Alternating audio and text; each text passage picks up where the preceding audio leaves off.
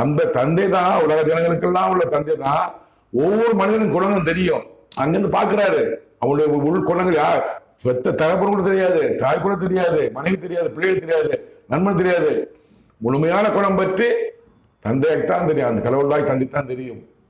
Donald Trump தந்தை, America Donald Trump தந்தை இருக்கிறா இல்லையா தெரியாது.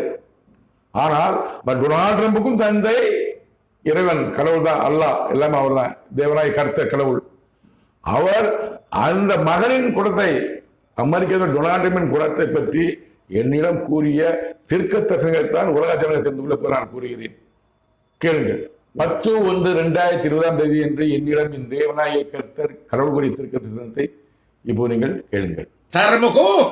தரமே உமிதி பார்த்தோம் கபி பதப்பட்ட தங்கள தொட்டு கந்தாரண்டு திம்ம திம்ம திம்ம